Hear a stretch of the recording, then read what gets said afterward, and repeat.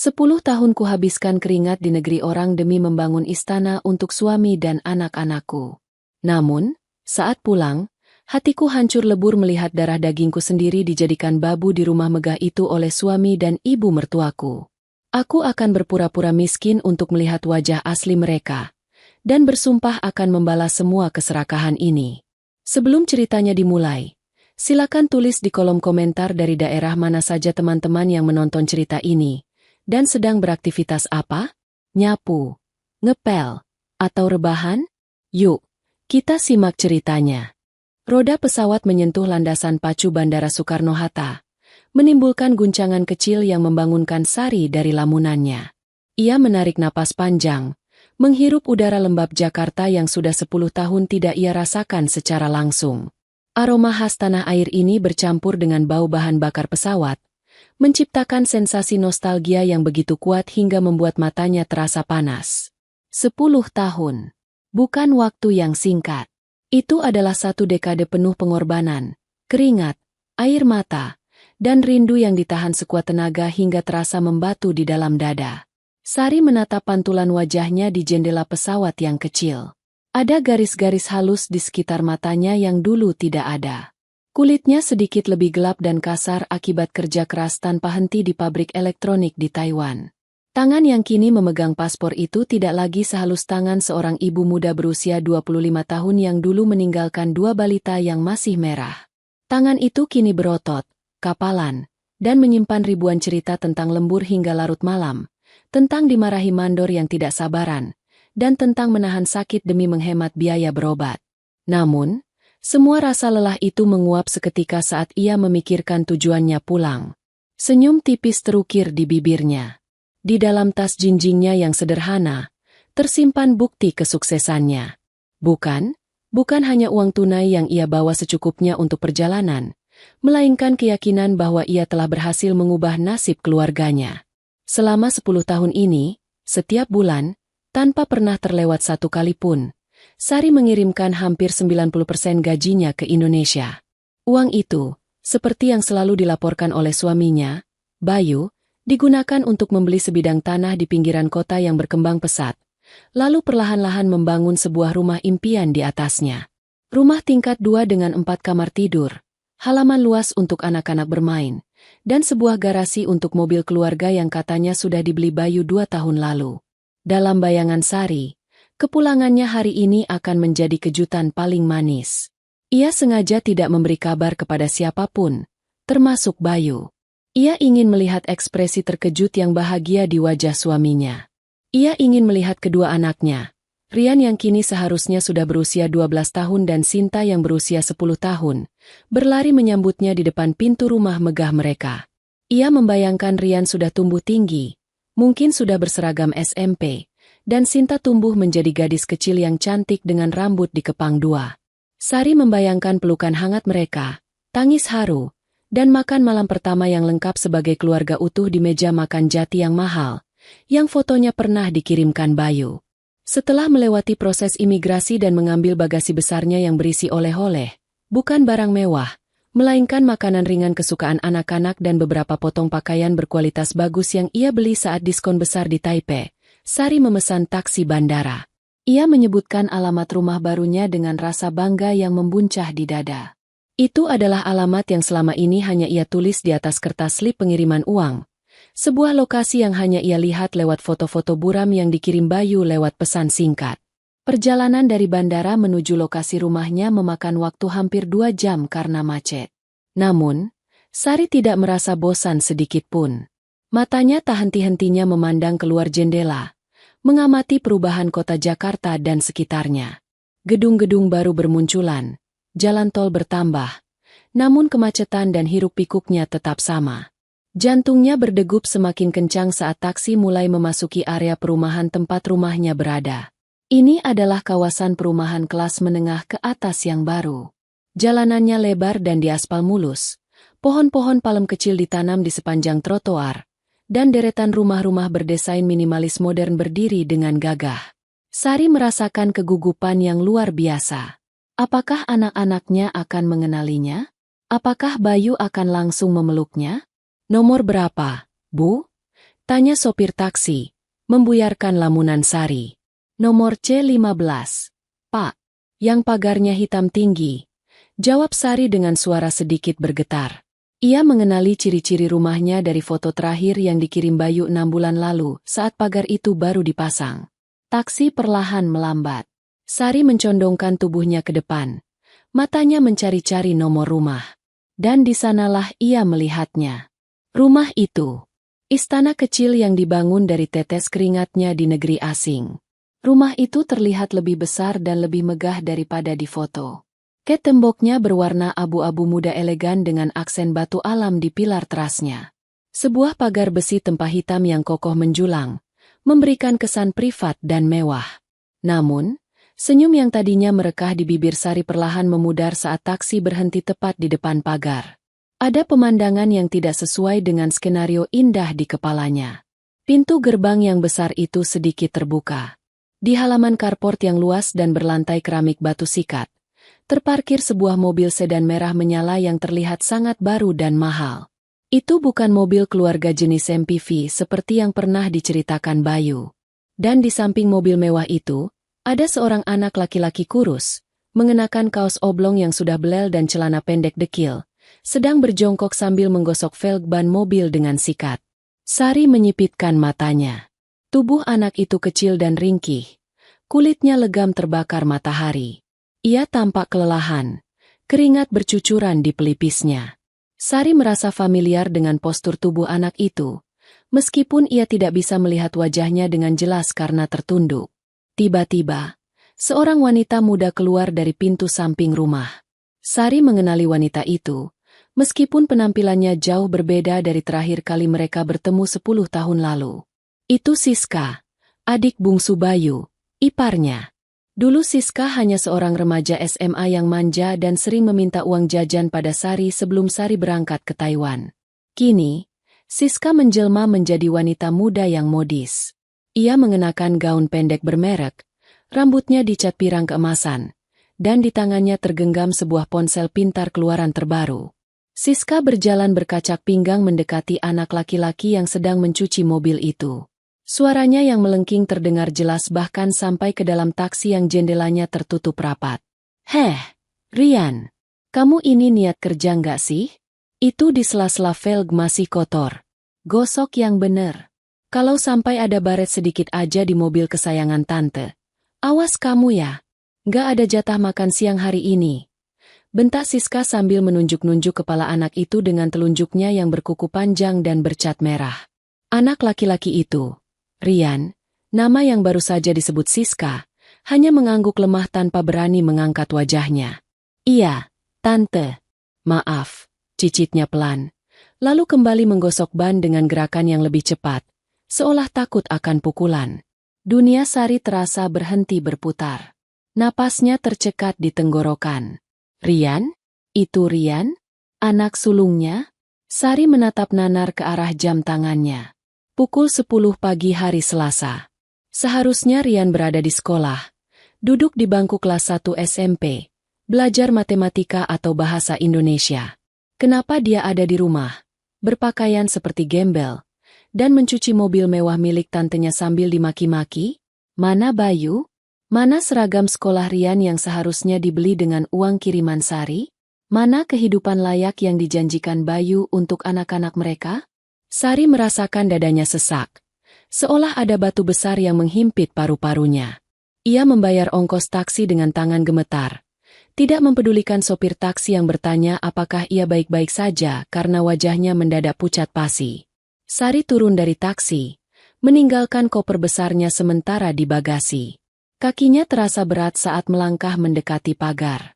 Matanya tidak lepas dari sosok kecil Rian yang masih berjongkok. Air mata mulai menggenang di pelupuk mata Sari, bukan air mata bahagia, melainkan air mata yang lahir dari campuran rasa kaget, sakit hati, dan amarah yang mulai merambat naik. Rian, yang merasakan kehadiran seseorang di dekat pagar, sedikit menoleh. Saat mata anak itu bertemu dengan mata Sari, gerakan tangannya terhenti. Mata Rian yang cekung dan terlihat lelah itu membulat sempurna. Ada keraguan di sana, seolah ia sedang melihat hantu. Bu Sari?" Gumam Rian nyaris tak terdengar. Ia tidak memanggil, ibu, melainkan menyebut nama, seolah sosok di depannya adalah orang asing yang pernah ia kenal di masa lalu yang sangat jauh. Hati Sari seperti disayat sembilu mendengar panggilan itu. 10 tahun telah menciptakan jurang pemisah yang begitu lebar antara dirinya dan anak kandungnya sendiri. Siska, yang menyadari Rian berhenti bekerja, langsung menoleh ke arah pagar dengan wajah garang, siap menyemburkan amarah lagi. Namun, kata-kata Siska tertahan di tenggorokan saat ia melihat siapa yang berdiri di sana. Kejutan ini baru saja dimulai, tetapi bukan kejutan manis seperti yang Sari impikan. Ini adalah awal dari mimpi buruk yang nyata. Siska ternganga. Matanya yang berbalut lensa kontak berwarna abu-abu itu menatap Sari dari ujung kaki hingga ujung kepala dengan tatapan tidak percaya, yang kemudian dengan cepat berubah menjadi tatapan menilai yang merendahkan. Sari berdiri di sana, di depan pagar rumah yang ia bangun, mengenakan celana jeans sederhana, kaos polos berwarna gelap, dan jaket bomber yang sudah agak pudar warnanya, pakaian tempurnya selama bekerja di pabrik. Tidak ada perhiasan emas yang menjuntai, tidak ada tas bermerek di bahunya. Hanya tas selempang kain yang tampak lusuh. Mbak Sari. Suara Siska terdengar ragu. Tidak ada nada hangat sedikit pun di dalamnya. Kok pulang? Nggak bilang-bilang. Bukannya menjawab. Sari mendorong pagar besi itu hingga terbuka lebih lebar. Ia mengabaikan Siska dan langsung berjalan menuju Rian. Anak laki-lakinya itu sudah berdiri sekarang. Tubuhnya kurus dan sedikit bungkuk. Tingginya hampir menyamai bahu Sari. Tangannya yang basah dan kotor karena air sabun tergantung canggung di sisi tubuhnya. Rian. Suara Sari tercekat. Ia ingin memeluk anaknya erat-erat. Ingin meminta maaf karena telah meninggalkannya begitu lama. Ingin menghapus kotoran di wajahnya. Namun, ada tembok kecanggungan yang begitu tebal di antara mereka. Rian justru mundur selangkah saat Sari mendekat. Matanya menyiratkan ketakutan yang instan. Seolah ia terbiasa dimarahi jika ada orang dewasa mendekatinya. Sari menahan diri. Ia hanya menjulurkan tangannya yang kapalan dan dengan lembut menyentuh bahu Rian yang kurus. Tulang selangka anak itu terasa menonjol di bawah kaos tipisnya. Ini ibu. Nak, ibu pulang, bisik Sari. Air mata akhirnya menetes di pipinya. Rian menatap Sari dengan mata berkaca-kaca, tetapi tidak mengatakan apa-apa. Ia hanya melirik sekilas ke arah Siska dengan penuh ketakutan, seolah meminta izin untuk merespons. Ya ampun, Mbak Sari. Datang-datang kok bikin drama nangis-nangis sih di depan rumah. Siska menyela dengan nada ketus, sudah berhasil menguasai rasa kagetnya. Ia berjalan mendekat. Aroma parfum mahal yang menyengat tercium dari tubuhnya. Masuk dulu kek, panas nih di luar. Rian, lanjutin kerjamu. Jangan manja mentang-mentang ibumu pulang. Itu mobil harus kinclong sebelum jam 12. Sari menatap Siska dengan tatapan tajam yang membuat adik iparnya itu sedikit salah tingkah. Dia anakku, Siska. Dan ini jam sekolah. Kenapa dia di rumah mencuci mobilmu? Siska mendengus, mengibaskan rambut pirangnya. Aduh, Mbak, panjang ceritanya. Udah deh, masuk dulu. Nanti Mas Bayu yang jelasin. Rian itu susah diatur, males sekolah. Makanya ibu nyuruh dia belajar tanggung jawab di rumah. Belajar tanggung jawab dengan menjadi tukang cuci mobil? Batin Sari menjerit. Namun, ia tahu ini bukan saatnya meledak. Ia harus melihat situasi di dalam rumah terlebih dahulu. Sari meminta sopir taksi menurunkan kopernya di teras, lalu membayarnya. Ia kemudian menatap Rian lekat-lekat. Selesaikan nanti. Sekarang kamu ikut ibu masuk, kata Sari tegas. Rian ragu-ragu, menatap Siska lagi. Tapi Tante Siska bilang. Ibu yang bilang sekarang. Masuk. Potong Sari. Nada bicaranya tidak bisa dibantah. Nada yang sama yang ia gunakan saat menghadapi mandor pabrik yang curang. Rian akhirnya menurut. Meletakkan sikatnya dan berjalan mengekor di belakang Sari dengan kepala tertunduk. Sari melangkah masuk ke dalam rumah. Pintu utama dari kayu jati ukir yang besar itu terbuka, menampilkan interior rumah yang selama ini hanya ia lihat di foto. Ruang tamu itu luas dan mewah. Sebuah set sofa kulit berwarna krem yang terlihat sangat empuk dan mahal mendominasi ruangan.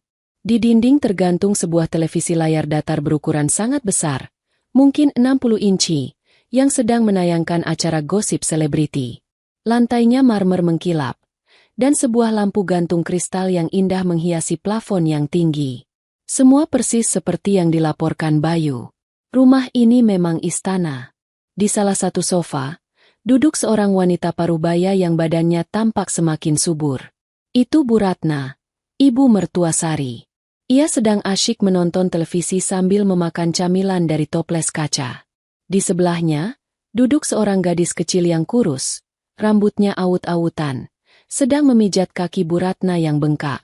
Sari mengenali gadis kecil itu dari matanya yang bulat. Sinta, anak bungsunya. Assalamualaikum, ucap Sari. Suaranya bergema di ruangan yang dingin karena AC itu. Bu Ratna menoleh dengan malas. Lalu matanya membelalak kaget hingga camilan di tangannya terjatuh ke lantai. Sinta menghentikan pijatannya dan menatap Sari dengan mulut terbuka. Sari! Bu Ratna berseru. Suaranya tidak terdengar senang sama sekali. Lebih terdengar seperti orang yang baru saja melihat tagihan utang yang besar. Kamu kapan sampai? Kok enggak bilang Bayu? Sari meletakkan tas selempangnya di atas meja tamu marmer. Ia melihat Sinta yang menatapnya dengan takut-takut. Sama seperti Rian tadi. Hati Sari kembali terasa nyeri. Baru sampai, Bu. Sengaja mau kasih kejutan. Jawab Sari datar. Ia menatap Sinta, mencoba tersenyum. Sinta, sini nak, ini ibu. Sinta tidak bergerak. Ia justru merapatkan tubuhnya ke arah Bu Ratna, seolah mencari perlindungan. Bu Ratna berdeham keras, memperbaiki posisi duduknya, tetapi tidak berusaha menyuruh Sinta mendekati ibunya. Ya, baguslah kalau sudah pulang, kata Bu Ratna kaku. Bayu, Bayu, istrimu pulang nih. Teriaknya ke arah lantai atas. Terdengar langkah kaki terburu-buru menuruni tangga. Bayu muncul di bordes tangga, mengenakan kaos polo dan celana pendek santai. Rambutnya agak berantakan seperti baru bangun tidur. Saat melihat Sari berdiri di ruang tamu, wajah Bayu memucat seketika. Matanya bergerak liar dari Sari ke koper besar di teras, lalu ke arah Bu Ratna dan Siska yang baru masuk menyusul. Sari, sayang. Suara Bayu terdengar gugup dan serak. Ia berjalan menuruni tangga dengan langkah ragu. Tidak ada lari penuh kerinduan. Tidak ada pelukan erat yang Sari impikan. Bayu berhenti 2 meter di depan Sari. Tangannya meremas-remas ujung kaosnya. Kamu kok tiba-tiba ada di sini? Sari menatap suaminya. Bayu terlihat lebih gemuk daripada 10 tahun lalu. Kulitnya bersih, tidak seperti kulit Sari yang terbakar matahari. Jelas sekali laki-laki di depannya ini hidup nyaman tanpa pernah bekerja keras di bawah terik matahari. Kontrakku sudah selesai, Mas. Aku pulang untuk selamanya, jawab Sari, menatap lurus ke mata Bayu, mencari kejujuran di sana. Oh, begitu. Bayu tergagap. Keringat dingin mulai muncul di dahinya meskipun ruangan itu dingin. Bagus dong. Ya, bagus. Anak-anak pasti senang.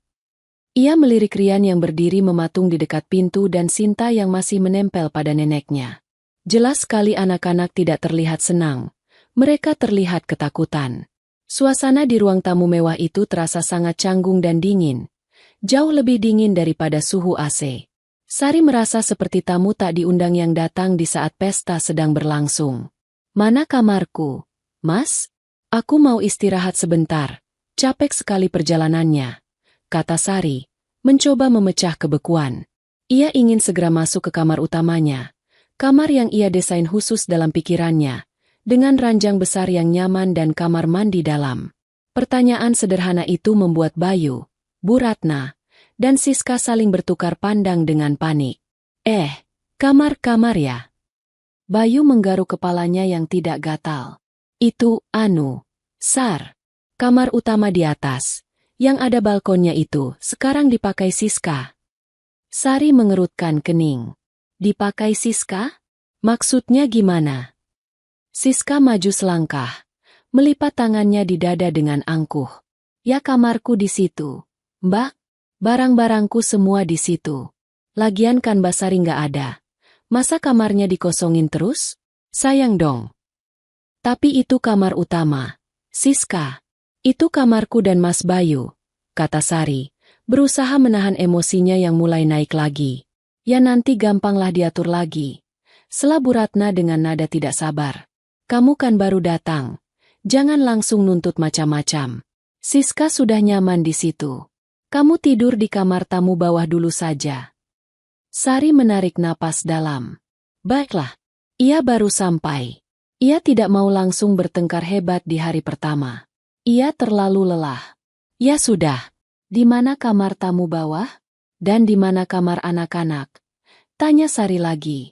Ia melihat sekeliling, mencari tanda-tanda keberadaan anak-anaknya di rumah ini. Mainan, buku sekolah, foto mereka. Tidak ada. Rumah ini terlalu rapi, seperti galeri pameran furnitur, tanpa jejak kehidupan anak-anak. Bayu terlihat semakin salah tingkah. Anak-anak mereka. Anak-anak tidur di belakang. Potong Bu Ratna cepat. Mereka kan sering main kotor. Jadi lebih gampang kalau di belakang, dekat kamar mandi. Di belakang? Firasat buruk menyergap Sari.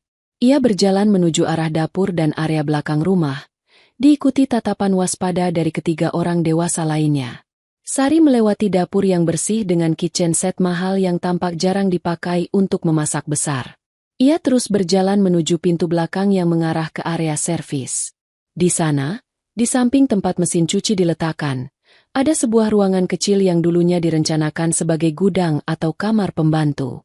Pintunya dari triplek tipis, berbeda dengan pintu-pintu kamar lain di rumah itu yang terbuat dari kayu solid.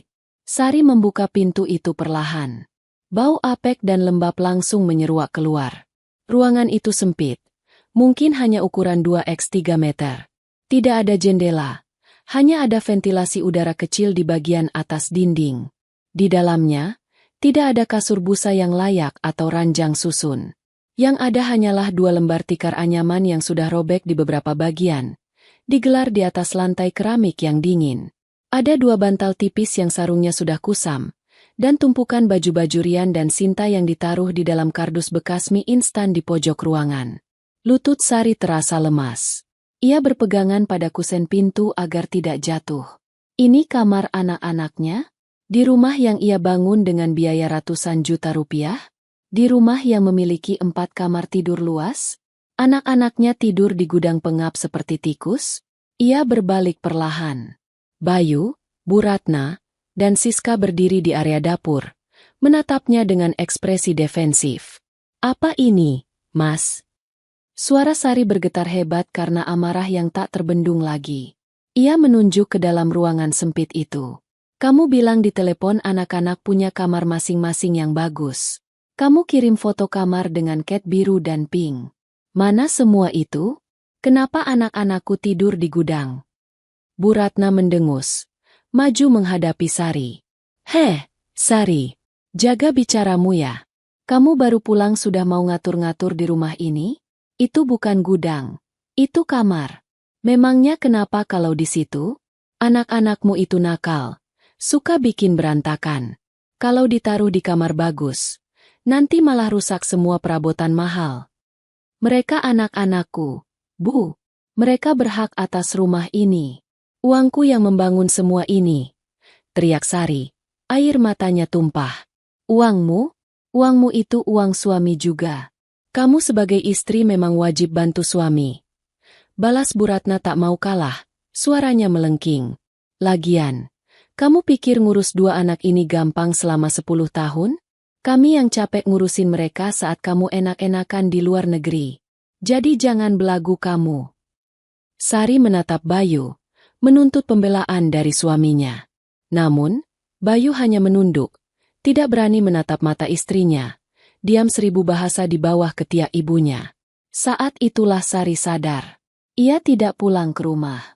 Ia masuk ke sarang penyamun yang berisikan orang-orang yang seharusnya menjadi keluarganya. Ia diperlakukan bukan seperti pemilik rumah yang pulang, melainkan seperti tamu asing yang mengganggu kenyamanan hidup parasit mereka. Dan yang paling menyakitkan, Anak-anaknya sendiri telah menjadi korban dari monster-monster yang ia biayai hidupnya selama ini.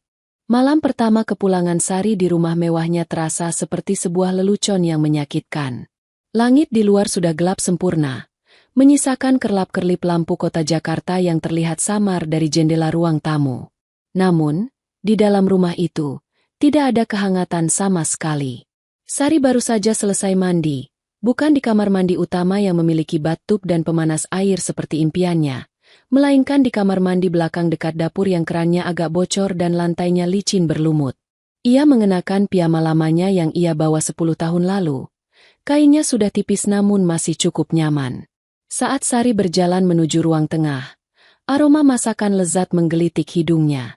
Ada bau daging panggang, keju meleleh, dan rempah-rempah yang menggugah selera. Perutnya berbunyi nyaring.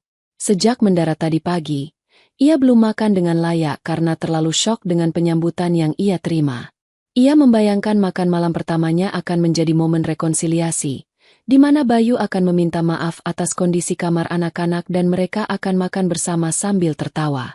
Namun, pemandangan di ruang makan menghancurkan harapan itu berkeping-keping. Di meja makan jati yang panjang dan mengkilap, meja yang dibeli dengan gaji bulan ke-40 Sari di Taiwan, Bayu, Bu Ratna, dan Siska sedang menikmati makan malam yang mewah. Ada beberapa kotak besar pizza dari restoran ternama, ayam goreng tepung, dan minuman bersoda botol besar.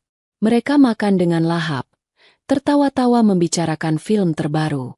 Sementara itu, di sudut dapur, duduk di tikar kecil dekat tempat beras, Rian dan Sinta sedang makan nasi putih dengan lauk telur dadar tipis yang dibagi dua dan kecap manis. Piring mereka terbuat dari plastik. Gelasnya pun gelas plastik bekas air mineral kemasan. Darah Sari mendidih hingga ke ubun-ubun. Ia melangkah cepat menghampiri anak-anaknya. Rian yang melihat ibunya datang buru-buru menyembunyikan piringnya. Takut dikira serakah. "Kenapa kalian makan di sini?" tanya Sari. Suaranya bergetar menahan amarah. Ia menatap Bayu yang sedang menggigit potongan pizza penuh keju. "Mas, kenapa anak-anak makan di lantai sementara kalian pesta di meja makan?" Bayu tersedak minumannya. Ia buru-buru mengelap mulutnya dengan tisu, tampak gelagapan. Suasana ruang makan mendadak hening. Siska memutar bola matanya dengan malas, sementara Bu Ratna meletakkan tulang ayam yang sudah bersih ke piring. "Aduh, Sari, jangan mulai lagi deh," kata Bu Ratna santai, seolah apa yang terjadi adalah hal paling wajar di dunia. Anak-anak itu kalau makan di meja suka berantakan. Nanti minyaknya netes ke taplak meja yang mahal itu. Lagian mereka juga suka kok makan pakai telur. Ya kan Rian? Rian hanya menunduk dalam-dalam, tidak berani menjawab. Sari tahu anaknya berbohong jika mengangguk. Mana ada anak yang memilih makan telur dadar tipis sementara orang tuanya makan pizza di depan matanya? Ini rumah mereka juga. "Bu, taplak meja bisa dicuci, tapi harga diri anak-anakku tidak bisa diganti," desis Sari tajam. Ia menarik tangan Rian dan Sinta. "Ayo, nak, kita makan di meja." Siska membanting garpunya ke piring hingga menimbulkan bunyi berdenting yang nyaring. Mbak, sadar diri dong. Baru pulang sudah mau ngatur-ngatur. Kalau mereka makan di meja, nanti selera makan ibu hilang lihat muka mereka yang dekil." "Cukup," bentak Sari. Ia menatap tajam ke arah Bayu. "Mas, kamu suami dan ayah. Kamu tega melihat anakmu diperlakukan seperti pengemis di rumah bapaknya sendiri?" Bayu terlihat terjepit. Ia melirik ibunya yang melotot, lalu melirik Sari. Akhirnya, ia memilih jalan tengah yang pengecut. Sudah, Sar, duduklah. Kamu pasti lapar. Sini makan pizzanya. Masih ada 2 potong kok." Bayu tidak membela anak-anaknya. Ia justru mencoba menyuap Sari dengan sisa makanan. Hati Sari terasa dingin membeku. Ia sadar, tidak ada gunanya berdebat malam ini. Ia butuh strategi. Ia perlu tahu seberapa busuk sebenarnya hati orang-orang ini sebelum ia bertindak lebih jauh. Sari mengambil kursi di sebelah Bayu, namun ia tidak menyentuh makanan itu. Ia membiarkan Rian dan Sinta kembali ke kamar belakang karena anak-anak itu terlihat sangat ketakutan jika dipaksa duduk di meja makan bersama nenek sihir dan tante jahat mereka. Sar. Bayu memulai pembicaraan. Nadanya tiba-tiba berubah manis. Sangat kontras dengan sikap dinginnya tadi siang. Ia menuangkan minuman bersoda ke gelas kaca untuk Sari. Kamu, kelihatan capek banget ya. Pasti kerja keras banget di sana. Sari menatap suaminya datar. Ya, begitulah, Mas. Ngomong-ngomong, Bu Ratna tiba-tiba ikut bicara. Badannya condong ke depan dengan mata berbinar-binar. Kamu pulang mendadak begini. Pasti bawa bekal, banyak kan? Maksud ibu, pesangon atau tabungan gitu. Soalnya kan kamu kerja 10 tahun. Pasti numpuk dong duitnya. Siska juga langsung menaruh ponselnya dan menatap Sari dengan antusias. Iya, Mbak. Kebetulan banget nih. iPhone aku yang ini layarnya udah agak retak dikit. Malu kalau dibawa nongkrong. Terus mobilku juga udah waktunya servis besar. Mbak Sari pasti bawa ribuan dolar kan? Inilah dia. Pertanyaan yang sudah Sari duga akan muncul. Sedari tadi siang, Bayu terlihat gelisah dan terus melirik tas Sari. Namun belum berani bertanya karena situasi masih panas. Sekarang, keserakahan itu mulai menampakkan wujud aslinya. Sari memandang wajah-wajah di depannya satu persatu. Wajah Bu Ratna yang penuh harap akan uang belanja tambahan. Wajah Siska yang membayangkan barang-barang mewah baru. Dan wajah Bayu yang tampak seperti pecandu menunggu jatah. Mereka tidak bertanya kabar kesehatannya. Mereka tidak bertanya apakah dia sakit selama di sana. Mereka hanya peduli pada isi dompetnya. Sebuah ide gila namun brilian melintas di benak Sari. Jika ia mengaku membawa uang banyak, mungkin perlakuan mereka akan membaik sementara waktu, tapi itu palsu. Sari ingin melihat wajah asli mereka tanpa topeng. Ia ingin tahu apakah ia masih punya harga diri di mata mereka jika ia tidak memiliki apa-apa. Sari menundukkan kepalanya, memasang ekspresi paling sedih dan putus asa yang bisa ia buat. Bahunya merosot lemas. Itu dia masalahnya. Mas, Bu. Ucap Sari pelan. Nyaris berbisik. Masalah apa? Tanya Bayu cepat. Nada suaranya mulai terdengar panik. Jangan bilang kamu. Pabrik tempatku bekerja bangkrut 6 bulan lalu. Sari berbohong dengan lancar. Cerita-cerita tentang TKI yang kurang beruntung yang sering ia dengar dari teman-temannya kini ia jadikan senjatanya sendiri. Aku sebenarnya ditahan di penampungan imigrasi selama beberapa bulan karena izin kerjaku bermasalah setelah pabrik tutup. Semua tabunganku habis untuk bayar denda dan pengacara di sana supaya aku bisa pulang dan tidak dipenjara. Keheningan yang mencekam melanda ruang makan itu. Senyum di wajah Bu Ratna lenyap seketika, digantikan oleh ekspresi horor.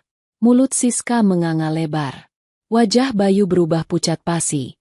Lalu perlahan memerah karena marah. Maksud kamu pulang gak bawa uang? Tanya Bayu dengan suara tertahan. Matanya melotot tak percaya. Sari menggeleng lemah. Lalu mengeluarkan dompet lusuhnya. Ia membuka dompet itu dan menunjukkan isinya. Hanya ada beberapa lembar uang ratusan ribu rupiah. Sisa penukaran uang di bandara tadi. Cuma ini sisanya. Mas. Sekitar 500 ribu. Aku bahkan harus pinjam uang teman untuk beli tiket pesawat pulang. Aku berharap bisa mulai usaha kecil-kecilan di sini sama kamu. Kan kamu bilang tabungan kita di sini juga ada. Apa? Bu Ratna menggebrak meja dengan keras hingga piring-piring bergetar. Jangan bercanda kamu. Sari. 10 tahun. 10 tahun kamu jadi sapi perah di sana. Masa pulang cuma bawa badan dan baju kotor? Kamu gila ya?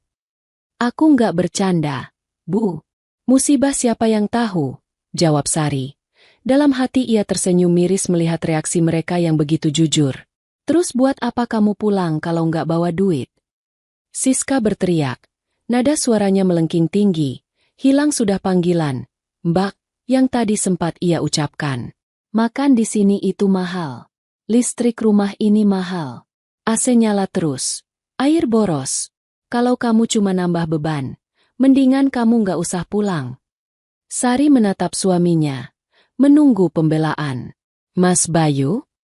Bayu memijat pelipisnya dengan kasar. Ia tampak sangat frustrasi, seperti orang yang baru saja kalah judi besar. Yang belakangan Sari tahu memang itulah kenyataannya. Bayu menatap Sari dengan tatapan jijik, seolah Sari adalah penyakit menular. Sari, kamu itu, aduh, bodoh banget sih jadi orang. Umpat Bayu kasar. Harusnya kamu jangan pulang dulu kalau belum pegang duit. Kamu pikir hidup di Jakarta itu murah? Kamu pikir gaya hidup kita selama ini dibayar pakai daun? Tapi ini rumahku, Mas. Uangku yang bangun ini, kata Sari lirih, memancingnya lagi. Rumah. Itu masa lalu. Potong Bu Ratna berapi-api. Sekarang, karena kamu nggak punya uang, kamu nggak punya hak ngatur-ngatur di sini. Jangan harap kamu bisa leha-leha kayak nyonya besar ya. Kamu harus tahu diri. Bu Ratna berdiri, mengambil piring pizza yang masih tersisa, lalu membawanya menjauh dari jangkauan Sari. Nggak ada pizza buat orang yang nggak berguna. Makan sana nasi sisa kemarin di dapur. Siska mendengus sinis, berdiri sambil membawa gelas minumannya. Sumpah, bikin bad mood banget.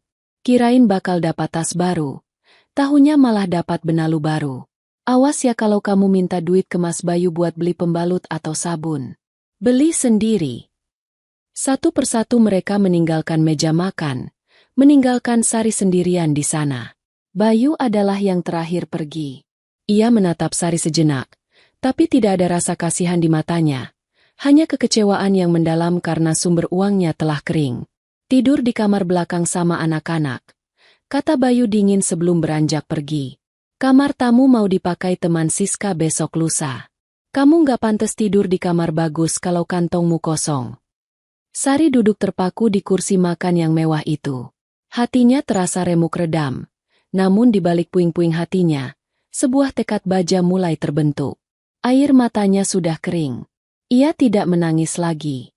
Sandiwara, bangkrut, ini sukses besar. Ia telah melihat wajah asli mereka. Mereka bukan keluarga. Mereka adalah lintah darat yang berwujud manusia. Sari mengepalkan tangannya di bawah meja. Kuku-kukunya menancap ke telapak tangan hingga terasa sakit.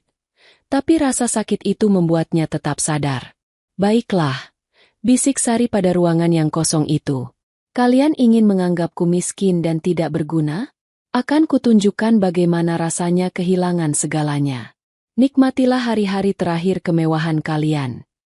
Malam itu, Sari tidur di lantai beralaskan tikar tipis di gudang belakang, memeluk Rian dan Sinta yang tertidur pulas dalam pelukannya.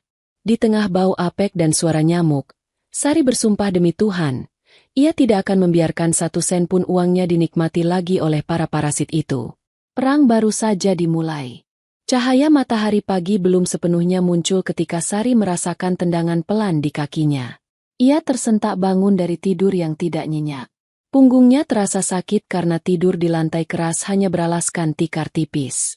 Saat membuka mata, ia melihat Bu Ratna berdiri menjulang di atasnya, mengenakan daster batik yang mewah dan memegang segelas kopi panas.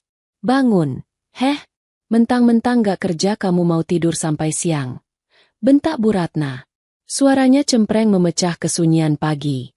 Sari melirik jam dinding kecil yang tergantung miring di dinding gudang. Pukul 4.30 pagi. Rian dan Sinta masih tertidur pulas di sampingnya, bergerak gelisah karena suara nenek mereka. Sari buru-buru bangun dan memberi isyarat agar Bu Ratna memelankan suaranya. Tidak ingin anak-anaknya terbangun sepagi ini. Ada apa, Bu? Ini masih subuh. Bisik Sari sambil merapikan rambutnya yang kusut. Pembantu baru saja ibu pecat kemarin karena kerjanya lambat. Berhubung kamu sekarang pengangguran dan cuma numpang makan di sini, mulai hari ini kamu yang pegang semua kerjaan rumah, kata Bu Ratna tanpa basa-basi. Ia melemparkan sebuah kain lap kotor ke wajah Sari. Mulai dari ngepel lantai 1 dan 2 sampai kinclong. Ingat, marmer itu mahal. Jangan pakai pembersih sembarangan. Terus cuci baju-baju Siska dan Bayu. Jangan pakai mesin cuci buat baju-baju mahal mereka. Harus kucek tangan. Sari menangkap kain lap itu. Aroma penghinaan begitu kuat tercium. Di rumah yang ia bangun dengan keringat darahnya sendiri, Kini ia diperintahkan menjadi babu. Namun, Sari teringat rencananya. Ia harus bermain peran dengan sempurna. Jika ia melawan sekarang secara frontal tanpa persiapan, ia bisa diusir keluar dan dipisahkan dari anak-anaknya sebelum ia sempat mengamankan aset-asetnya. Baik, Bu. Jawab Sari singkat. Oh iya, satu lagi. Tambah Bu Ratna sambil menyeruput kopinya. Masak sarapan yang enak. Bayu suka nasi goreng seafood. Siska mau roti bakar dan smoothie. Ibu mau bubur ayam. Jangan sampai telat. Jam 6 harus sudah siap di meja. Setelah memberikan titah layaknya ratu kepada budaknya, Bu Ratna melenggang pergi, meninggalkan Sari yang mengepalkan tangan menahan emosi. Sari menatap kedua anaknya yang masih tidur. Demi mereka, batinnya. Demi mereka, ia akan menelan semua penghinaan ini untuk sementara waktu. Sari memulai harinya dengan bekerja seperti kuda. Ia menyapu dan mengepel lantai marmer yang luasnya ratusan meter persegi itu. Setiap sudut rumah ini mengingatkannya pada setiap lembur yang ia ambil di Taiwan. Dulu, ia membayangkan akan menyapu lantai ini dengan hati riang sebagai pemilik rumah. Kini, ia menyapunya sebagai pelayan yang tidak digaji. Saat sedang berlutut mengelap kaki-kaki kursi di ruang tamu, Siska turun dari lantai atas dengan pakaian olahraga ketat. Ia baru bangun tidur. Wajahnya masih bengkak tapi sudah penuh dengan kesombongan. Ia sengaja berjalan melewati bagian lantai yang baru saja Sari pel, meninggalkan jejak sepatu kotor. UPS, kata Siska sambil terkikik mengejek. Kurang bersih tuh ngepelnya. Mbak, masih licin. Ulangin lagi ya. Nanti kalau aku kepleset gimana? Aset berharga nih badan aku. Sari menarik napas panjang, menahan keinginan untuk melempar ember air pel ke wajah iparnya itu. Iya, Siska. Nanti dibersihkan lagi. Jawabnya datar. Pukul 7 pagi. Meja makan sudah penuh dengan hidangan pesanan mereka. Sari memasak dengan bahan seadanya yang ia temukan di kulkas. Bayu turun dengan wajah masam. Matanya merah seperti kurang tidur. Ia duduk tanpa menyapa Sari. Langsung menyendok nasi goreng. Kurang garam. Komentar Bayu pedas setelah suapan pertama. Padahal Sari tahu rasanya sudah pas. Kamu di Taiwan 10 tahun ngapain aja sih? Masak ginian aja nggak becus. Maaf, Mas. Kata Sari sambil menuangkan air putih untuk suaminya. Rian dan Sinta muncul dari dapur. Sudah mandi dan berpakaian rapi. Atau setidaknya serapi mungkin dengan baju-baju lama mereka. Mereka berdiri ragu di dekat meja makan. Menatap makanan enak itu dengan mata lapar. Rian, Sinta, sini makan. Panggil Sari. Ia sudah menyisihkan sebagian nasi goreng di piring terpisah untuk mereka. Eits, tunggu dulu, sergah Bu Ratna. Menahan tangan Sinta yang hendak mengambil piring. Kalian sudah ngerjain tugas pagi belum? Sari mengerutkan kening. Tugas apa, Bu? Mereka harus sekolah. Sekolah. Sekolah. Hari ini tanggal merah di kalender pendidikan sekolah mereka. Gurunya rapat. Libur, kata Siska asal. Padahal Sari tahu hari ini hari Rabu biasa.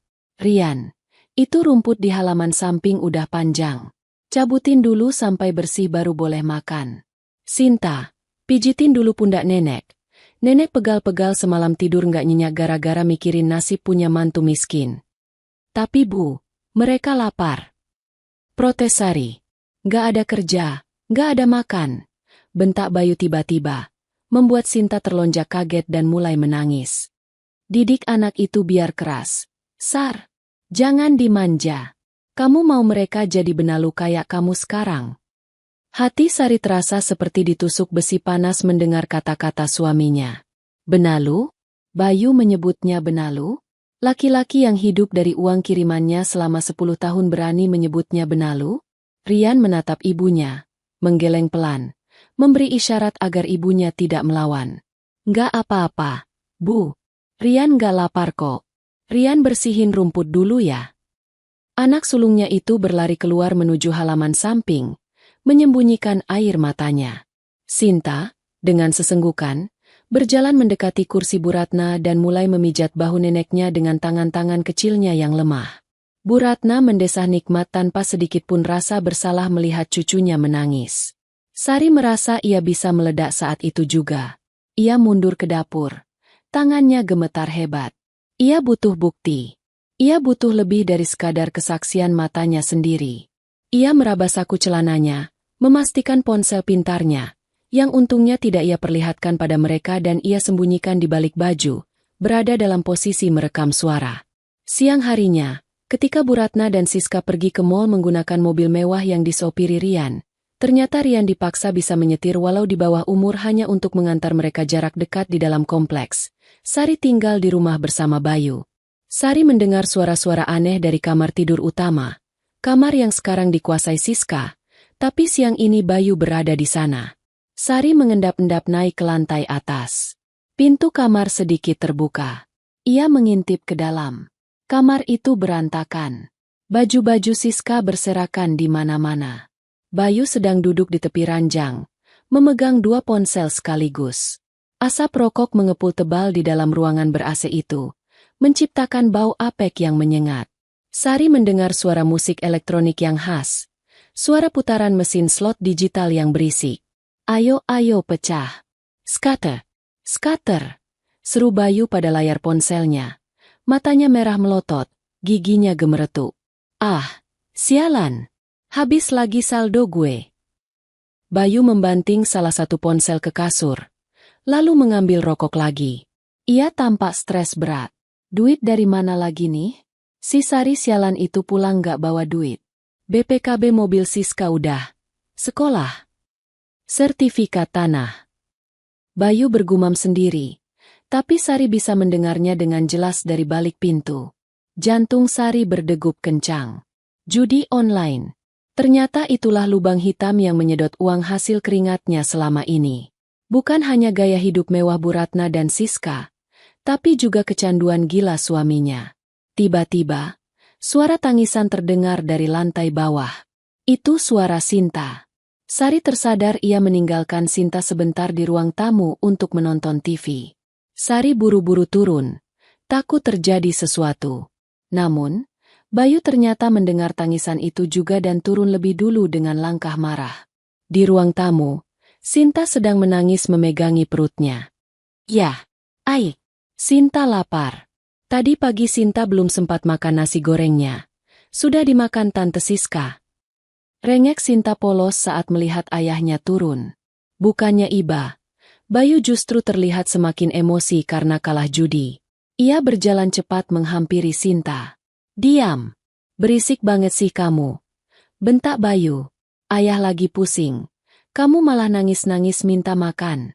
Sana minum air keran kalau lapar. Bayu mengangkat tangannya. Hendak menampar pipi Sinta. Jangan sentuh dia.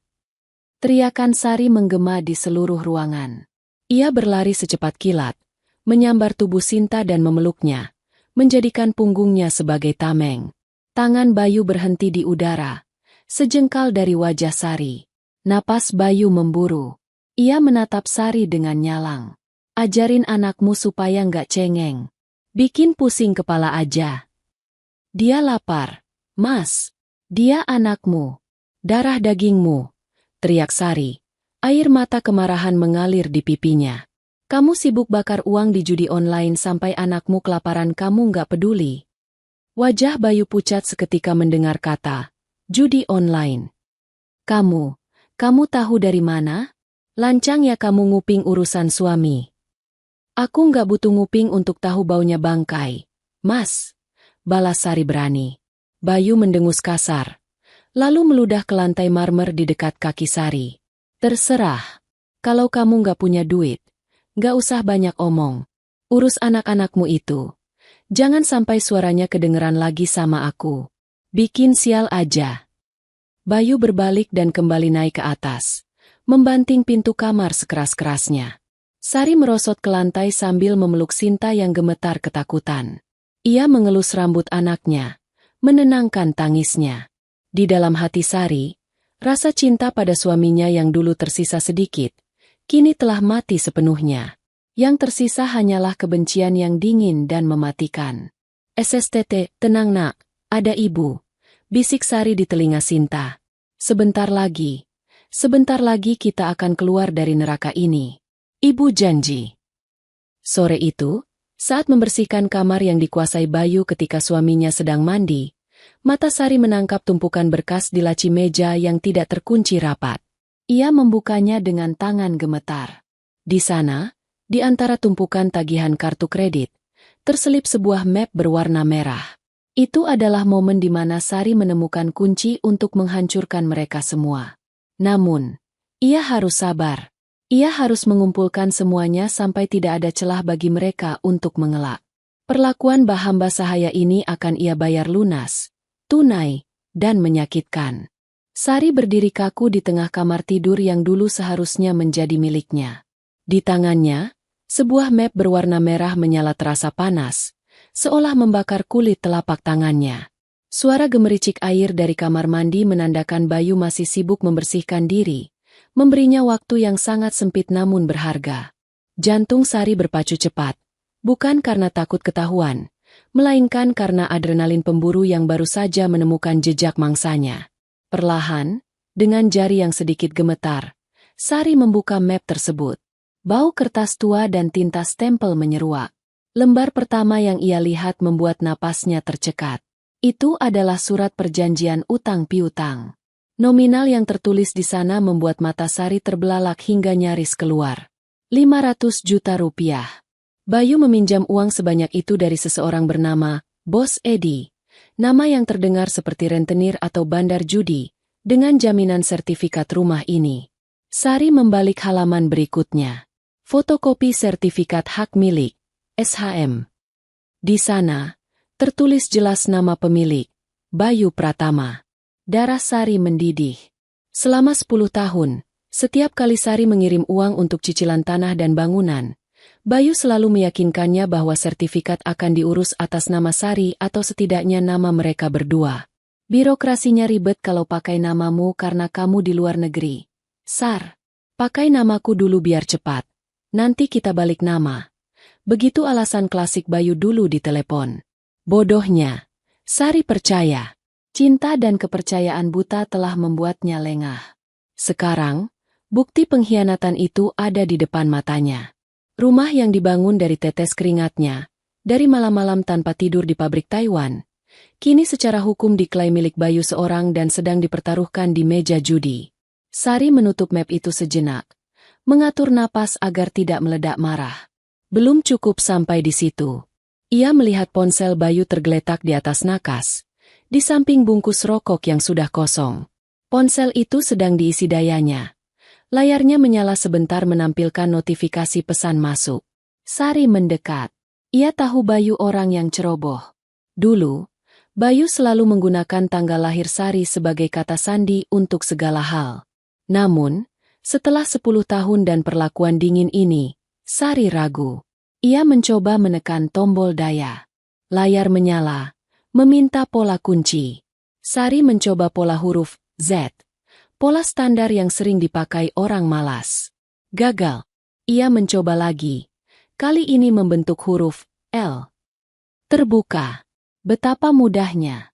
Bayu bahkan tidak merasa perlu mengamankan ponselnya dengan rumit. Mungkin karena ia menganggap Sari, istrinya yang kampungan dan gaptek, tidak akan berani menyentuh barang pribadinya. Sari segera membuka aplikasi pesan instan berwarna hijau. Di daftar obrolan paling atas, ada nama kontak yang disematkan dengan emotikon hati merah, My Future.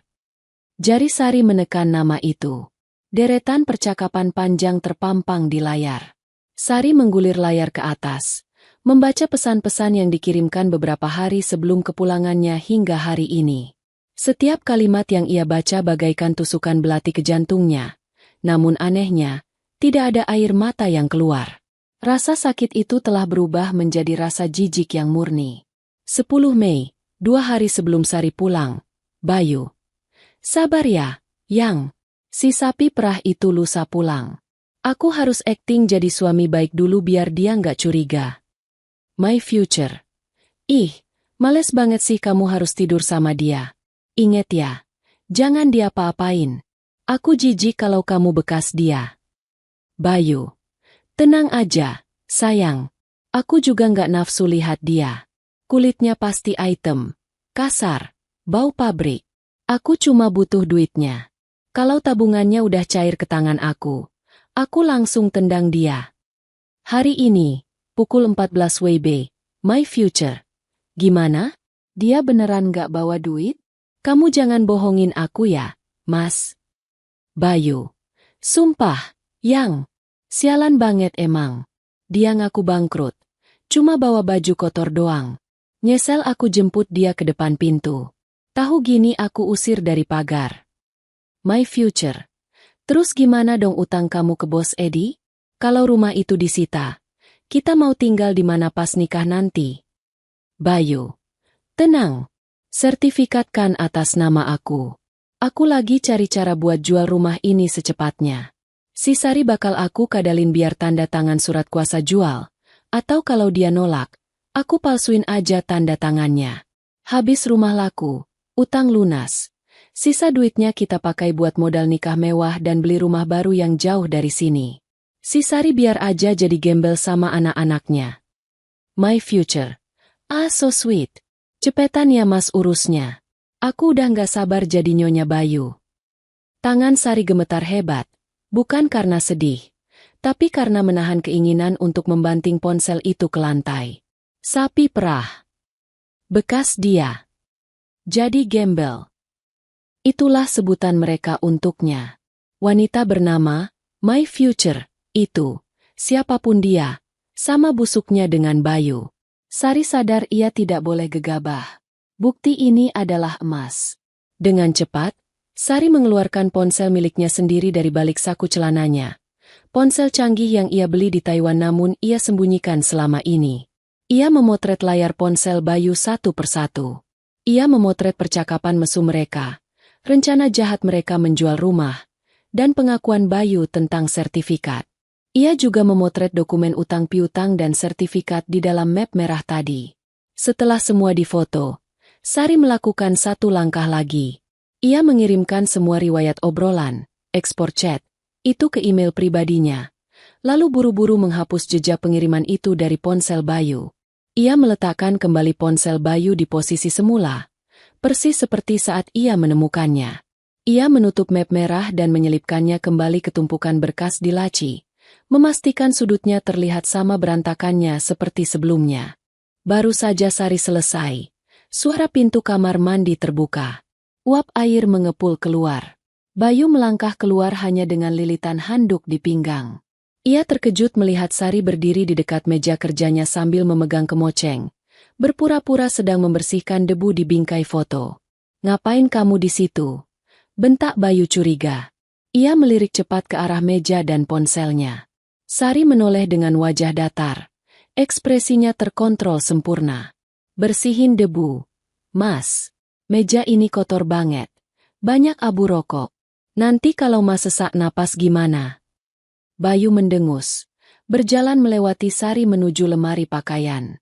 "Nggak usah sok perhatian. Bersihin aja yang bersih. Jangan sentuh-sentuh barang-barangku. Awas kalau ada kertas penting yang hilang atau pindah tempat." "Iya, Mas," jawab Sari patuh. Ia menunduk, menyembunyikan kilatan api di matanya. "Oh iya, Mas. Tadi Bu Ratna minta tolong belikan martabak manis di depan komplek buat nanti malam." "Ya beli sana. Minta duit sama ibu, jangan minta aku." Sergah Bayu sambil memakai celana dalamnya tanpa rasa malu di depan Sari. "Iya, Mas. Permisi." Sari melangkah keluar kamar dengan hati yang bergemuruh. Di koridor lantai atas, Sari bersandar sejenak di dinding, memejamkan mata. Ia sudah mendapatkan apa yang ia butuhkan. Bukti perselingkuhan, bukti niat jahat, dan bukti penggelapan aset. Bayu berencana menjual rumah ini dan membuangnya. Tapi Bayu lupa satu hal. Sari yang sekarang bukanlah Sari yang dulu penurut dan bodoh. Sari yang sekarang adalah wanita yang ditempa oleh kerasnya hidup di negeri orang. "Kamu mau bermain api, Mas?" bisik Sari pada kesunyian rumah itu. "Akan kupastikan kamu terbakar sampai jadi abu." Sari turun ke bawah, menghampiri Rian dan Sinta yang sedang duduk diam di karpet ruang keluarga. Tidak berani menyalakan TV. Ia memeluk kedua anaknya sebentar, menyalurkan kekuatan. Ia harus bertahan sedikit lagi. Babak terakhir sandiwara ini akan segera dimulai. Malam semakin larut. Jarum jam menunjukkan pukul 9 malam. Hujan deras mengguyur Jakarta. Seolah langit ikut menangis melihat ketidakadilan yang terjadi di dalam rumah megah di Blok C15 itu. Namun, di ruang keluarga, suasana terasa hangat dan nyaman, setidaknya bagi para penghuni parasit. Sari sedang menyetrika tumpukan baju Siska di sudut ruangan yang agak tersembunyi, di dekat akses menuju dapur bersih. Posisinya strategis. Ia bisa mendengar semua percakapan di ruang tengah tanpa terlihat langsung oleh mereka. Tangan Sari bergerak mekanis menggosok kain sutra mahal milik iparnya, sementara telinganya terpasang tajam seperti radar. Di sofa empuk ruang tengah, Bu Ratna, Bayu, dan Siska sedang berkumpul. Wajah mereka tampak tegang. Tidak ada tawa atau canda seperti malam sebelumnya. Televisi menyala dengan volume kecil, hanya sebagai latar suara. Di atas meja, berserakan kertas-kertas hitungan dan kalkulator. Jadi gimana, Bey? Suara Bu Ratna terdengar cemas. Tadi sore orang suruhan Bos Edi lewat depan rumah lagi. Mereka cuma lewat pelan sambil liatin pagar. Ibu ngeri. Bey, jangan sampai mereka bikin onar di sini. Malu sama tetangga. Bayu mengusap wajahnya kasar. Rokok di tangannya sudah hampir habis terbakar sampai ke filter. Aku juga pusing, Bu. Bunganya jalan terus. Kalau minggu ini nggak ada setoran minimal 50 juta, mereka bakal sita mobil Siska dulu sebagai peringatan. Apa? Siska memekik histeris. Enak aja. Itu mobil kesayanganku. Mas Bayu kan janji mobil itu aman. Jangan sampai ditarik dong. Mau taruh di mana muka aku kalau ketahuan teman-teman arisan mobilku ditarik leasing atau rentenir? Ya makanya bantu mikir. Bentak Bayu pada adiknya. Jangan cuma bisa minta duit doang. Udah, jangan berantem, lerai Bu Ratna. Fokus cari solusi. Sari beneran gak punya simpenan? Kamu udah geledah tasnya pas dia mandi? Udah, Bu, jawab Siska ketus. Isinya cuma baju rombeng, obat masuk angin, sama dompet kumel isinya recehan. Sumpah, gak ada apa-apa. Kartu ATM pun gak ada. Kayaknya dia beneran melarat. Sari tersenyum tipis di balik meja setrika. Tentu saja mereka tidak menemukan apa-apa. Kartu ATM prioritas, buku tabungan, dan dokumen penting lainnya sudah ia jahit rapi di dalam lapisan ganda jaket tebal yang ia gantung di gudang belakang, tempat yang terlalu kotor dan bau untuk disentuh oleh tangan-tangan manja Siska. Berarti satu-satunya jalan cuma jual rumah ini, kata Bayu dengan nada final. Jantung Sari berdegup kencang. Ia menghentikan gerakan setrikanya sejenak, menahan napas agar tidak menimbulkan suara. Tapi kan jual rumah nggak bisa sehari 2 hari, Bey, kata Bu Ratna. Butuh waktu. Terus si Sari gimana? Kalau ada calon pembeli datang lihat-lihat rumah, terus ada dia di sini, bisa kacau. Apalagi kalau dia tahu kita mau jual rumah ini. Bayu mematikan rokoknya di asbak dengan tekanan kuat. Itu dia masalahnya. Kita harus singkirin dia dulu. Keberadaan dia di sini bawa sial. Sejak dia pulang, hawanya panas terus. Rezeki seret. Setuju banget. Sambar Siska. Usir aja dia, Mas. Bilang aja kita mau renovasi rumah atau apa. Suruh dia pulang ke kampung orang tuanya. Atau langsung usir aja karena dia nggak berguna. Nggak segampang itu. Bayu merendahkan suaranya. Membuat Sari harus mencondongkan tubuh sedikit untuk mendengar. Sertifikat emang atas namaku. Tapi notaris bilang, karena ini harta yang didapat selama pernikahan, kalau mau dijual legal dan aman, harus ada tanda tangan persetujuan istri. Kalau enggak, nanti pembelinya ragu, takut digugat di kemudian hari. Ah, ribet amat sih hukum di negara ini, gerutu Bu Ratna. Terus kamu mau minta tanda tangan dia? Dia pasti ngamuklah kalau tahu rumah hasil keringatnya mau dijual buat bayar judi kamu. Bayu tertawa kecil, tawa yang terdengar jahat dan licik. Siapa bilang aku mau minta izin? Aku tadi udah ketemu teman lama yang kerja di percetakan. Dia bisa bikin KTP palsu dan dia punya kenalan yang jago niru tanda tangan. Kita cuma butuh KTP asli Sari buat disalin datanya. Terus kita palsuin surat persetujuan istri. Wah, pinter juga anak ibu. Puji Bu Ratna bangga. Seolah anaknya baru saja memenangkan Olimpiade Matematika, bukan merencanakan tindak pidana. Rencananya gini, lanjut Bayu. Matanya berkilat licik. Besok lusa, Bos Edi bakal bawa calon pembeli. Katanya investor yang mau beli tunai harga miring. Kita harus pastiin rumah ini bersih dari hama. Besok pagi, ibu cari gara-gara sama Sari. Bikin keributan besar. Salahin dia soal apalah. Pecahin vas bunga mahal kek. Atau tuduh dia nyuri perhiasan ibu. Pokoknya bikin alasan yang cukup kuat buat ngusir dia keluar dari rumah ini detik itu juga. Ide bagus. Seru Siska bersemangat. Aku punya gelang emas yang kuncinya rusak. Nanti aku taruh di tas Sari. Terus kita pura-pura geledah. Pas ketemu, kita teriakin dia maling. Mas Bayu langsung main peran marah besar. Terus usir dia. Bereskan. Cerdas, kata Bayu menyeringai. Begitu dia diusir, kita bebas. Tanda tangan dipalsuin, rumah dijual, utang lunas. Sisa duitnya kita bagi-bagi. Kita pindah ke apartemen sementara, terus hidup tenang tanpa gangguan si gembel itu dan anak-anaknya. Tunggu, sela Bu Ratna. Anak-anak gimana? Rian sama Sinta. Bawa aja sekalian sama ibunya. Jawab Bayu enteng, seolah sedang membicarakan sampah yang harus dibuang. Mereka cuma beban. Biar Sari yang ngurus. Kalau dia nggak sanggup kasih makan, ya urusan dia mau ditaruh panti asuhan atau jadi pengemis di lampu merah. Aku udah nggak peduli. Sari merasa lututnya goyah. Ia harus berpegangan pada meja setrika agar tidak jatuh. Air mata kemarahan mengalir deras di pipinya tanpa suara. Bayu bukan hanya ingin menceraikannya, tapi juga membuang darah dagingnya sendiri. Laki-laki itu benar-benar iblis berwajah manusia. Mereka merencanakan skenario fitnah pencurian untuk mengusirnya, memalsukan tanda tangannya, dan merampas satu-satunya tempat bernaung bagi anak-anaknya. Sudah cukup ia mendengar. Sari pelan-pelan meletakkan setrika, mematikan saklarnya, dan menyelinap mundur ke arah dapur kotor, lalu masuk ke gudang belakang.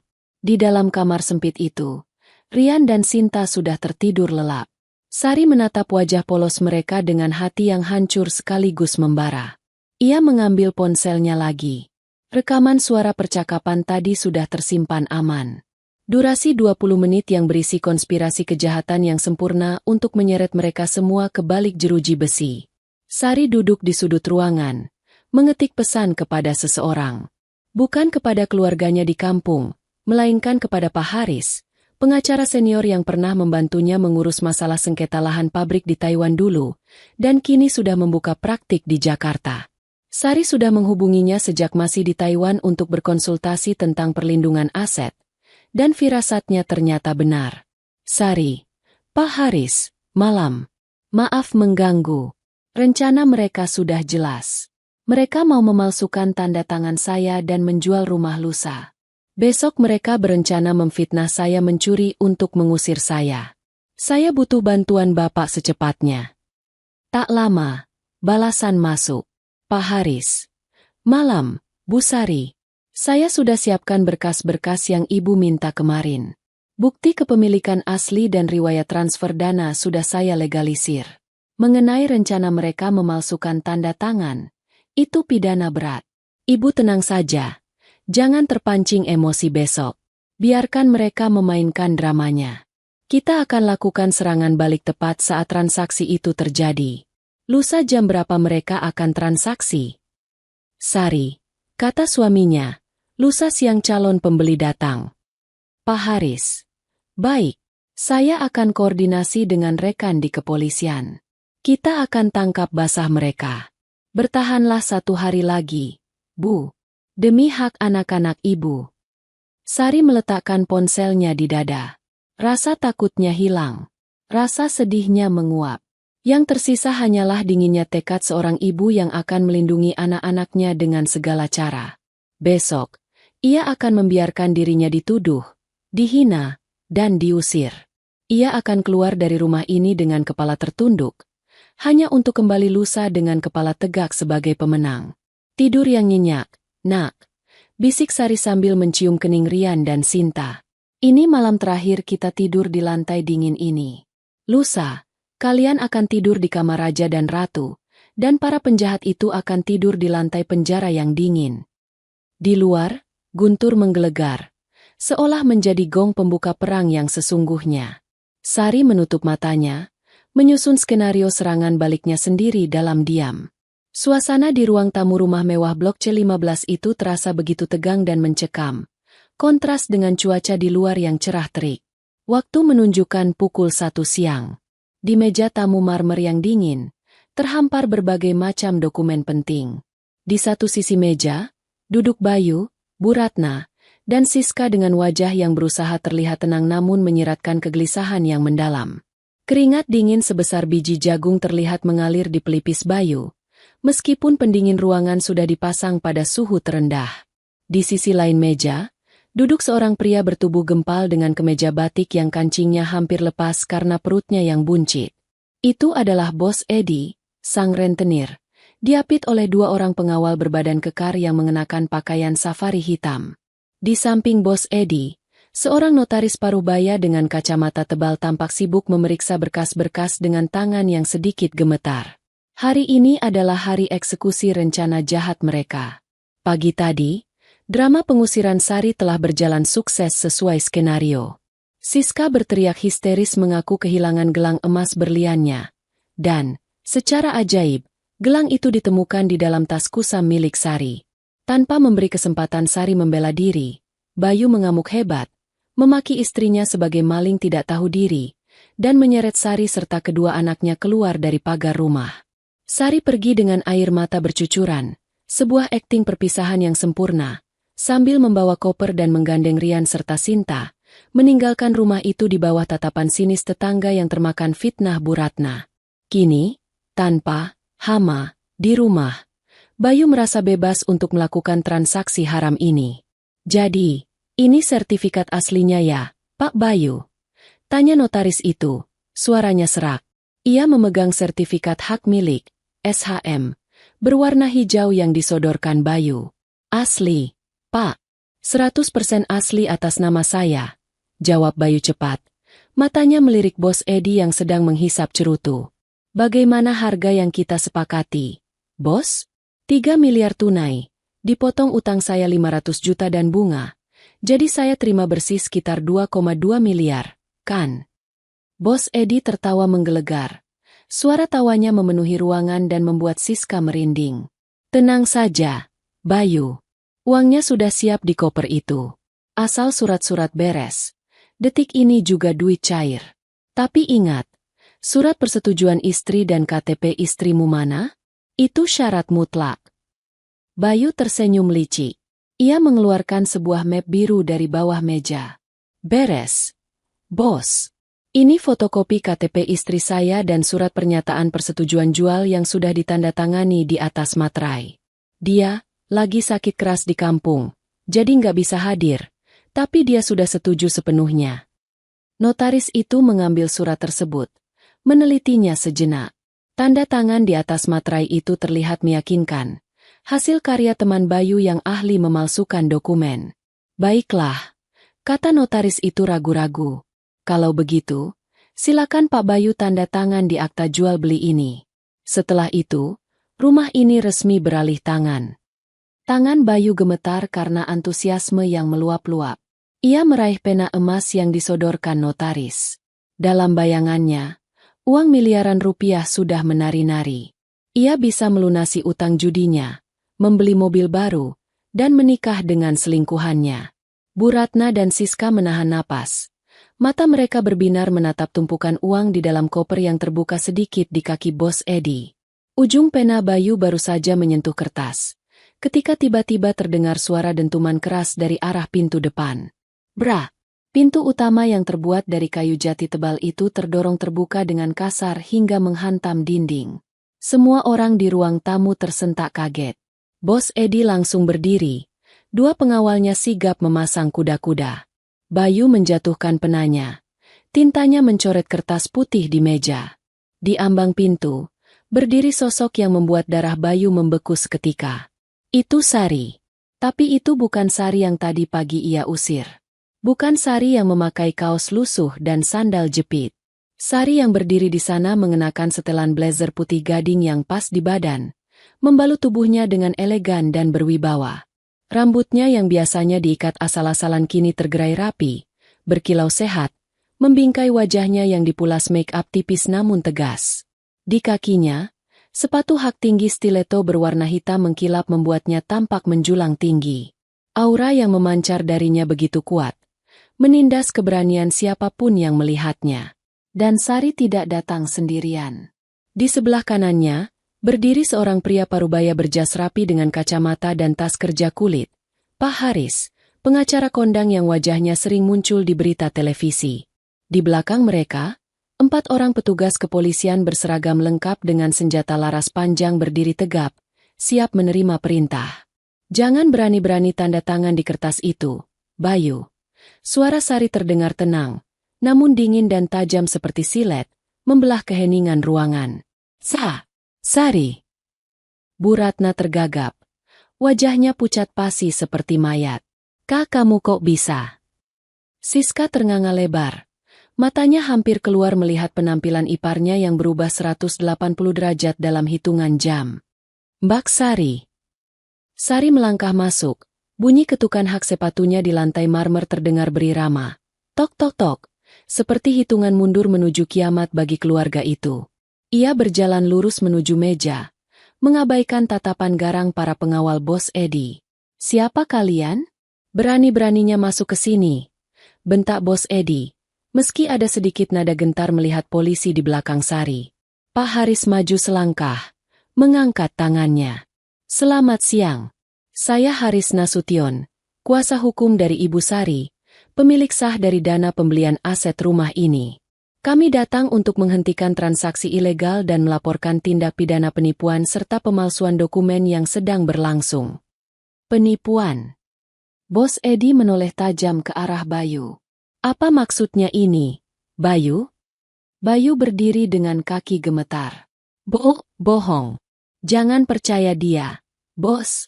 Dia cuma istri gila yang tadi pagi saya usir karena nyuri. Rumah ini atas nama saya. Sertifikatnya ada di sini.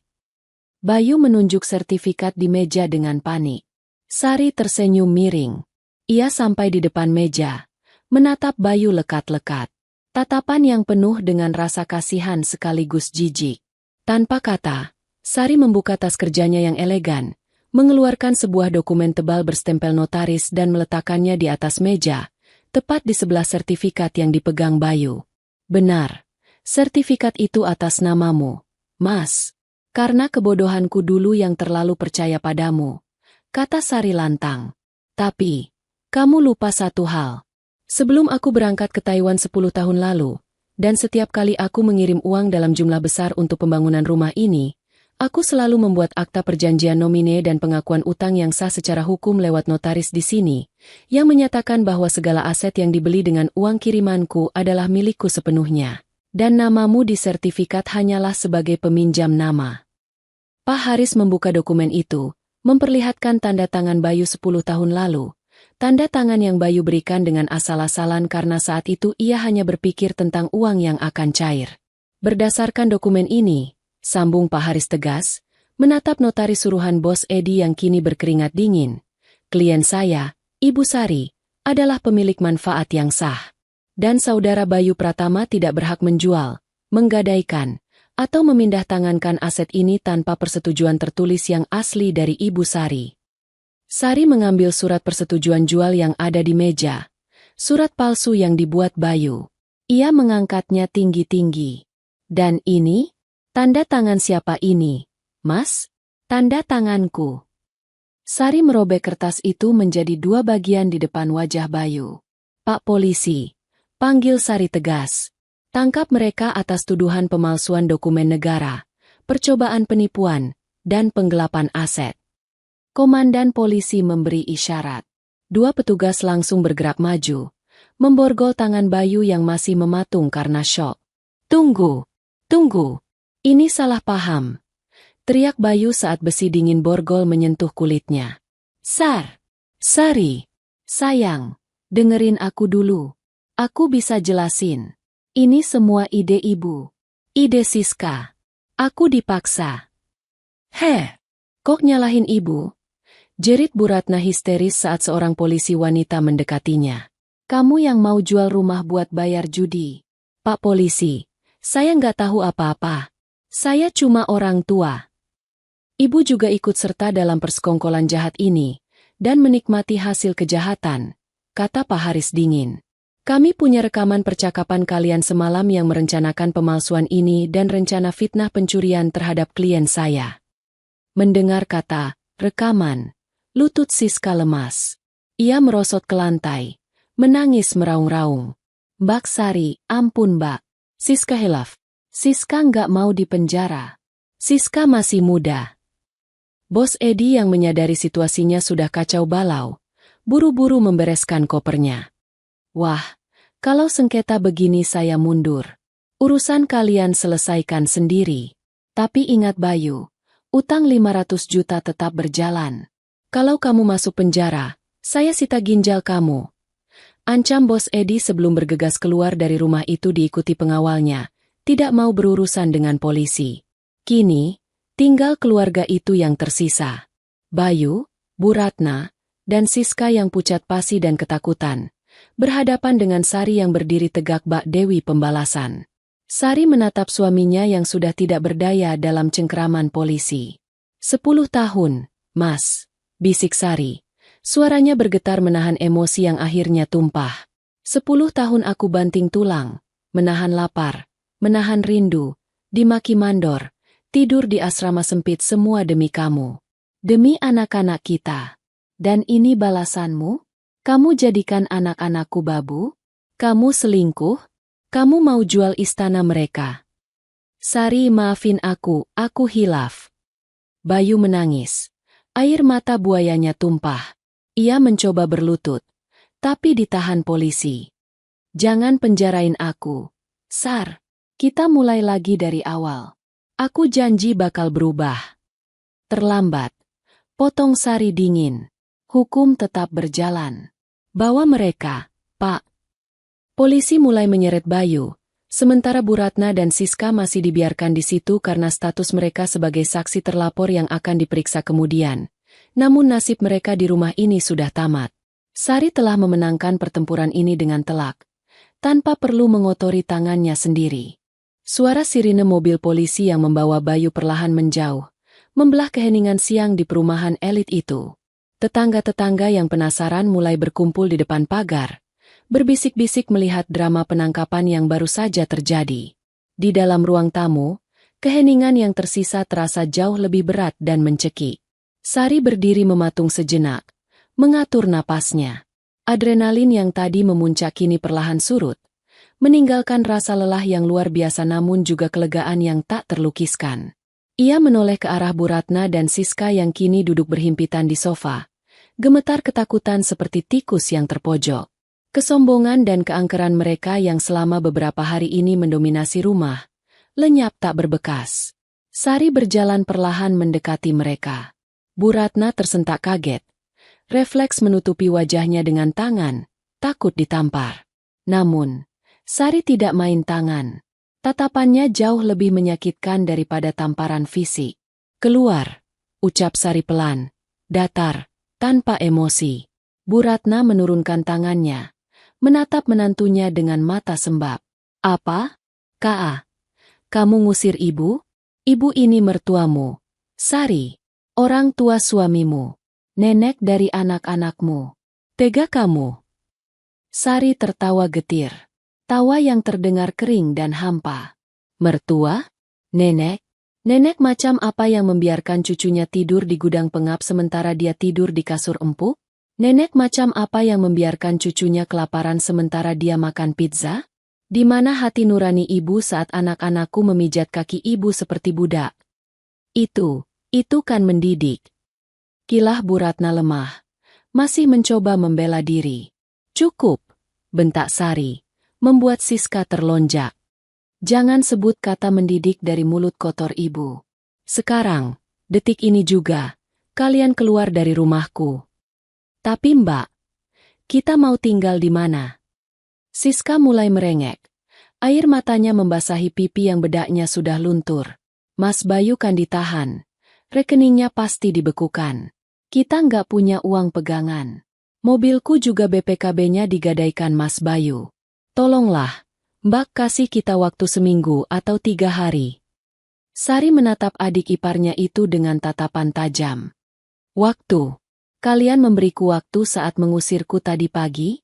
Kalian memberiku kesempatan membela diri saat menuduhku mencuri? Kalian membuangku seperti sampah. Sekarang, rasakan apa yang aku rasakan. Sari menunjuk ke arah pintu yang terbuka lebar. Keluar. Bawa baju yang melekat di badan kalian saja.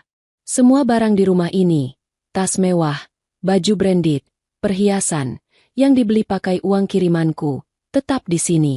Itu aset sitaan untuk ganti rugi uang anak-anakku yang kalian makan. Kamu gila. Itu barang-barangku, teriak Siska histeris. Mencoba lari ke arah tangga untuk mengambil barang-barangnya di kamar.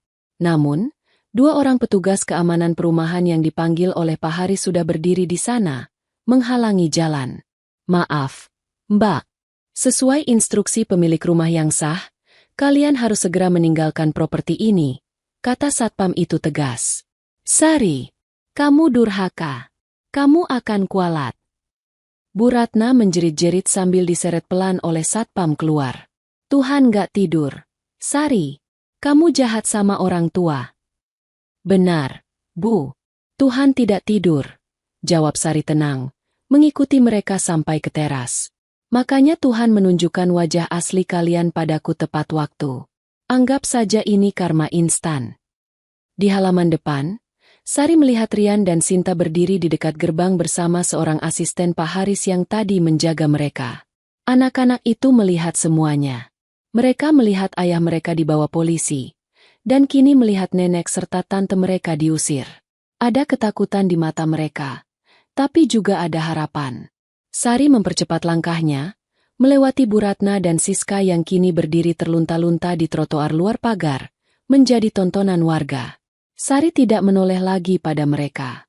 Baginya, mereka sudah mati. Sari menghampiri anak-anaknya, berlutut, dan memeluk mereka erat-erat. Ibu! Rian berbisik, memeluk leher Sari kuat-kuat.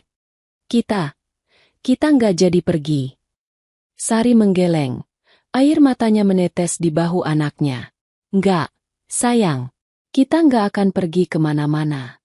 Ini rumah kita, rumah Rian, rumah Sinta, dan rumah ibu. Mulai sekarang, tidak ada lagi yang boleh menyakiti kalian. Sinta menghapus air mata ibunya dengan tangan kecilnya. Ayah jahat ya, Bu? Ayah dibawa polisi karena jahat sama ibu. Sari menatap mata Sinta dalam-dalam. Ia tidak ingin menanamkan dendam. Tapi ia juga tidak ingin membohongi anaknya. Ayah melakukan kesalahan besar, Nak. Dan setiap orang yang berbuat salah harus bertanggung jawab. Sekarang, kita doakan saja ayah sadar. Sari bangkit berdiri, menggandeng kedua tangan malaikat kecilnya. Ia menatap rumah megah di depannya. Bangunan itu masih sama, tapi auranya kini berbeda. Awan gelap yang menggelayut seolah telah sirna. Ayo masuk, ajak Sari. Malam ini, kalian tidur di kamar utama. Kalian boleh loncat-loncat di kasur empuk, boleh makan pizza sepuasnya, boleh nonton TV sampai malam. Kalian adalah raja dan ratu di istana ini. Beneran, Bu? Mata Sinta berbinar tak percaya. Beneran. Dan besok. Sari tersenyum. Senyum tulus pertamanya sejak menginjakkan kaki di Jakarta. Besok ibu akan panggil tukang. Kita cat ulang rumah ini. Kita buang semua barang-barang jelek itu. Kita ganti dengan yang baru, yang lebih cerah, seperti masa depan kalian. Epilog, 3 bulan kemudian. Rumah di blok C15 itu kini tampak berbeda. Cat abu-abu yang suram telah diganti dengan warna krem cerah yang hangat. Taman depan yang dulu gersang kini penuh dengan bunga-bunga warna-warni yang dirawat langsung oleh Sari dan anak-anaknya. Di dalam rumah, tawa riang terdengar memenuhi ruangan. Rian sedang bermain game konsol terbaru di ruang tengah, hadiah ulang tahunnya dari Sari. Badannya kini terlihat lebih berisi, kulitnya bersih, dan senyumnya lepas tanpa beban. Sinta sedang duduk di meja belajar barunya yang cantik, menggambar dengan set krayon lengkap. Sari duduk di sofa sambil memeriksa laporan keuangan usaha catering yang baru ia rintis. Ternyata, uang tabungannya di Taiwan yang ia amankan dan tidak pernah ia kirim ke Bayu, setelah ia mulai curiga 2 tahun terakhir, jumlahnya sangat besar, cukup untuk modal usaha dan biaya hidup mereka bertahun-tahun ke depan. Ditambah lagi, Pak Haris berhasil memenangkan gugatan perdata, sehingga sisa aset Bayu disita untuk Sari. Kabar tentang Bayu sesekali masih terdengar. Ia divonis 5 tahun penjara. Bu Ratna dan Siska dikabarkan pulang ke kampung halaman mereka. Hidup menumpang di rumah kerabat jauh dan bekerja serabutan untuk makan. Sari sudah tidak peduli. Ia sudah memaafkan demi ketenangan hatinya sendiri. Tapi ia tidak akan pernah melupakan. Bu, lihat gambarku. Seru Sinta sambil berlari membawa kertas gambarnya. Sari melihat gambar itu. Gambar sebuah rumah besar berwarna cerah, dengan matahari tersenyum di pojok atas. Di depan rumah, ada 3 orang bergandengan tangan, Ibu, Rian, dan Sinta. Tidak ada sosok ayah di sana, dan itu tidak membuat gambar itu terasa kurang. Justru, gambar itu terlihat utuh dan sempurna. Bagus sekali, Nak. Puji Sari sambil mencium pipi anaknya. Sari memandang sekeliling istananya. Perjalanan 10 tahun yang penuh darah dan air mata itu akhirnya terbayar lunas. Bukan dengan kemewahan rumah ini, melainkan dengan senyum di wajah anak-anaknya. Ia bukan lagi Sari si TKW yang bisa diperas. Ia adalah Sari, ibu yang kuat, wanita mandiri yang memegang kendali penuh atas hidupnya sendiri. Dan di rumah ini, di bawah atap yang ia perjuangkan, kebahagiaan yang sesungguhnya baru saja dimulai. Tamat. Tamat. Tamat. Tamat. Tamat.